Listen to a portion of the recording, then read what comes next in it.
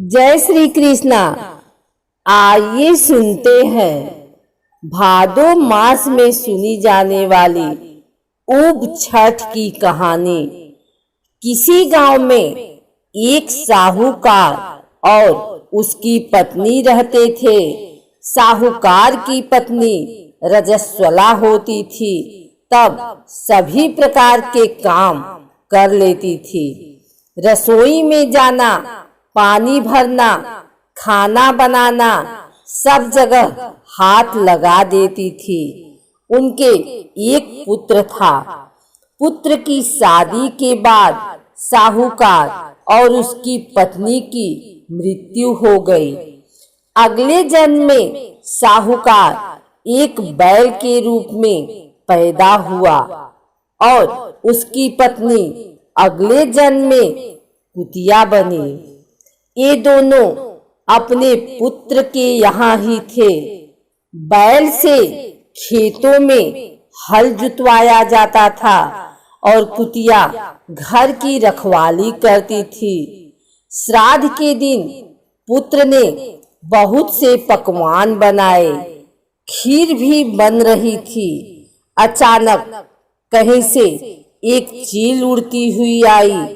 चील के मुंह में एक मरा हुआ सांप था।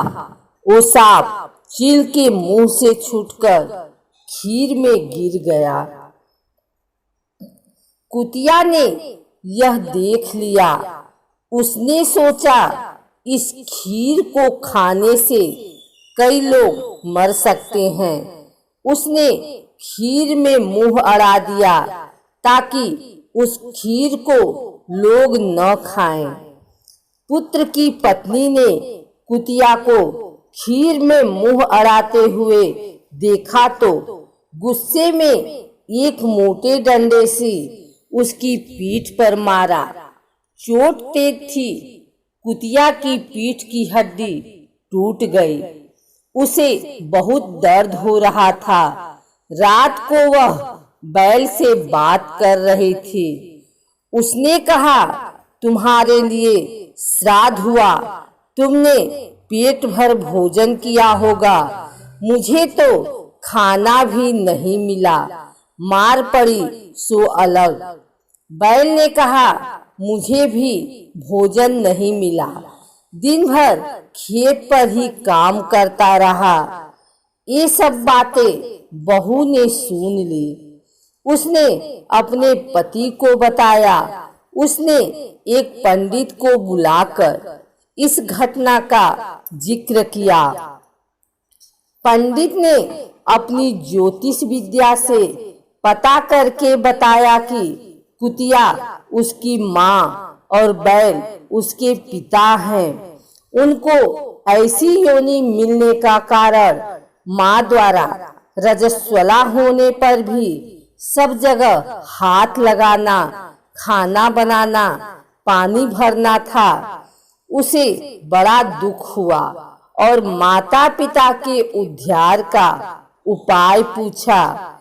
पंडित ने बताया, यदि उसकी कुंवारी कन्या भाद्रपद कृष्ण पक्ष की षष्ठी यानी ऊब छठ का व्रत करे, शाम को नहाकर पूजा करे, उसके बाद बैठे नहीं, चाँद निकलने पर अर्घ दे, अर्घ देने पर जो पानी गिरे वह बैल और कुतिया को छुए तो उनका मोक्ष हो जाएगा। जैसा पंडित ने बताया था, कन्या ने ऊब छठ का व्रत किया, पूजा की, चाँद निकलने पर चाँद को अर्घ दिया।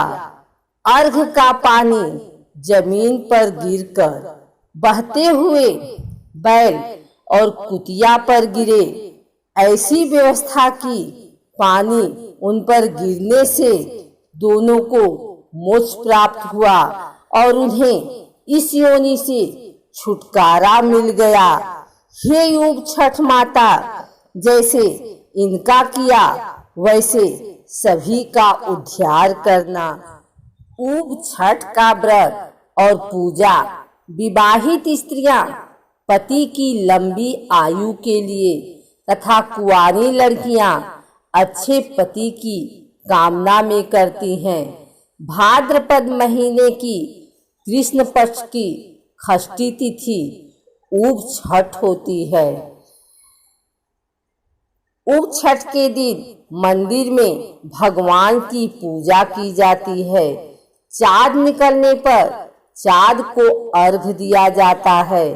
उसके बाद ही व्रत खोला जाता है।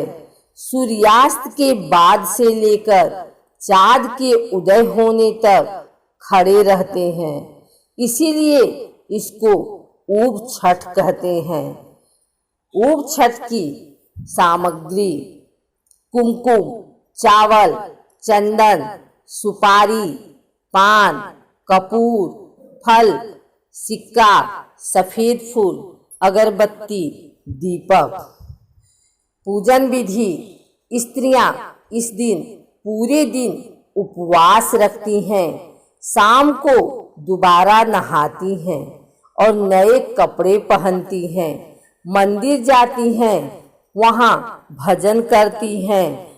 चंदन घिसकर टीका लगाती हैं।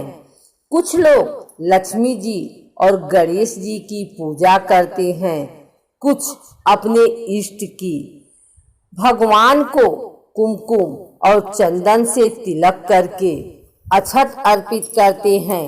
सिक्का, फूल, फल, सुपारी चढ़ाते हैं। दीपक, अगरबत्ती जलाते हैं। फिर हाथ में चंदन लेते हैं। कुछ लोग चंदन मुंह में रखते हैं। इसके बाद ऊब छठ व्रत की कहानी सुनते हैं और गणेश जी की कहानी सुनते हैं। इसके बाद पानी भी नहीं पीते जब तक चाँद न दिख जाए। इसके अलावा बैठते नहीं हैं, खड़े रहते हैं। चाँद दिखने पर चाँद को अर्घ दिया जाता है। चाँद को जल के छींटे देकर कुमकुम, चंदन, मौली, अक्षत चढ़ाएं, भोग अर्पित करें। जल कलश से जल चढ़ाएं। एक ही जगह खड़े होकर परिक्रमा करें। अर्घ देने के बाद व्रत खोला जाता है।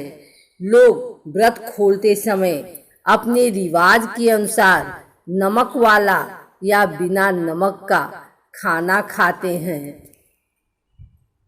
अगर आपको हमारी वीडियो अच्छी लगी हो तो इसे लाइक करें, कमेंट करें, शेयर करें और हमारे चैनल भक्ति गाथा को सब्सक्राइब करके बेल नोटिफिकेशन ऑल पर सेट कर लें, ताकि आगे आने वाली वीडियो सबसे पहले आप तक पहुंच सके।